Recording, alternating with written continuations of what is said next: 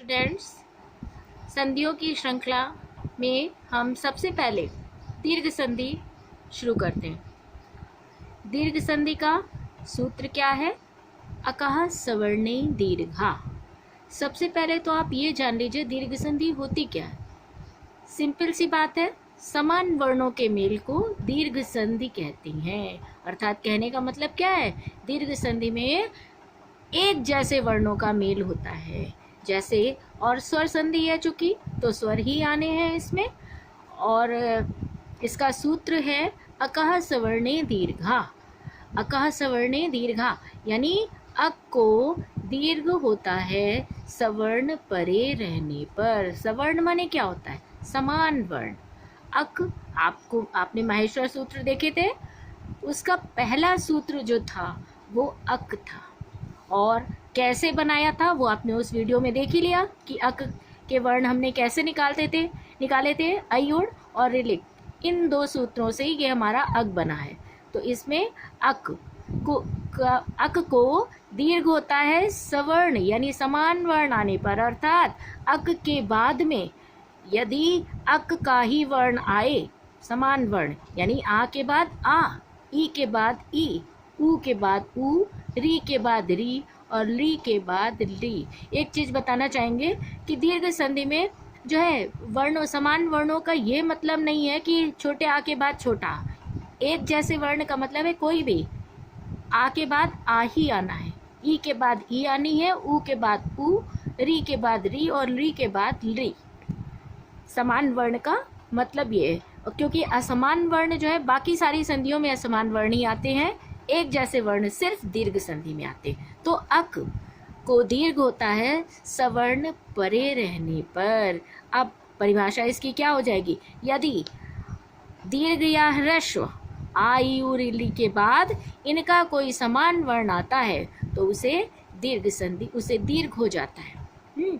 अब देखिए क्या है, अक माने ये हो गया आ ई उ री ली, परे माने हो गया बाद में, सवर्ण माने होता है समान वर्ण। अब अक के बाद कोई सवर्ण यानी समान वर्ण आने पर उसे दीर्घ हो जाता है।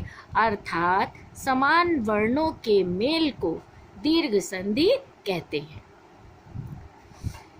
अब जैसे देखिए इसमें क्या है, उदाहरण देखिए, सुख प्लस अर्थी। अर्थी माने चाहने वाला, सुख माने सुख को चाहने वाला क्या हुआ? सुखार्थी। देखिए सुख में आ रहा है खा में, और अर्थी में भी छोटा आ है। इन दोनों आ को मिला करके क्या बना है? बड़ा आ। क्लियर? नदी प्लस ईशा। नदी शब्द में बड़ी ई है, ईशा शब्द में भी बड़ी ई। इन दोनों को मिलाने पर क्या हो गया? बड़ी ई। एक चीज और बताना चाहेंगे कि संधि करते समय कभी भी जो प्लस के बाद का ये अक्षर होता है, जैसे इसमें आ है, इसमें ई है, प्लस के बाद वाला अक्षर कभी भी संधि करते समय लिखा नहीं जाता। सिर्फ उसकी मात्रा उसके पहले वाले वर्ण में जुड़ जाती है। तो नदी प्लस ईशा, ई प्लस ई बराबर बड़ी ई। भानु प्लस उदया। अब भानु में छोटा ऊ है, उदया में भी छोटा ऊ है, और इन दोनों ऊ को मिलाकर क्या हो गया? बड़ा ऊ। तो हमारा शब्द बना भानुदया। पितृ प्लस ऋणम। री प्लस री बराबर क्या हो गई? बड़ी री। बड़ी री देखिए ऐसे लिखते हैं, दो गोले होते हैं, पितृणम। तो समझ में आया आपको?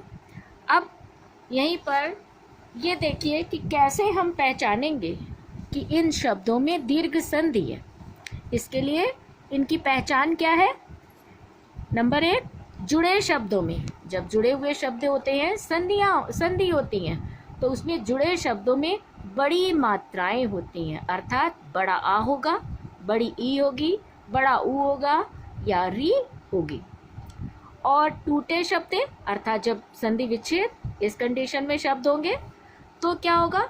शब्दों में दोनों तरफ समान वर्ण होंगे। ये देखिए आपने देखा यहाँ पर।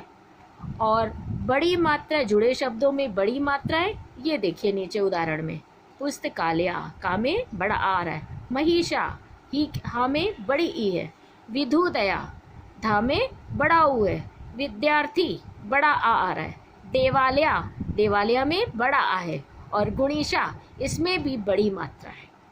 तो जुड़े शब्दों में बड़ी मात्राएं मिलेंगी और टूटे शब्दों में समान वर्ण मिलेंगे। थैंक यू, आपको समझ में आ गया होगा मेरे ख्याल में। अब इधर जरा ये उदाहरण अभ्यास वाले हैं, ये आप अपने आप भी कर सकते थे लेकिन मैंने करके यहाँ दिखाया है कि पुस्तक प्लस आलय, पुस्तकालय, पुस्तक किताब और आलय माने घर, पुस्तक का घर पुस्तकालय यानी लाइब्रेरी। मही प्लस ईशा, महिषा। विधु प्लस उदया, विधुदया। विद्या प्लस अर्थी, विद्यार्थी। देवालय का क्या होगा, देव प्लस आलया यानी देवताओं का जो घर है उसे कहते हैं देवालय, मंदिर। गुणीशा, गुणी प्लस ईशा, गुणीशा। Thank you.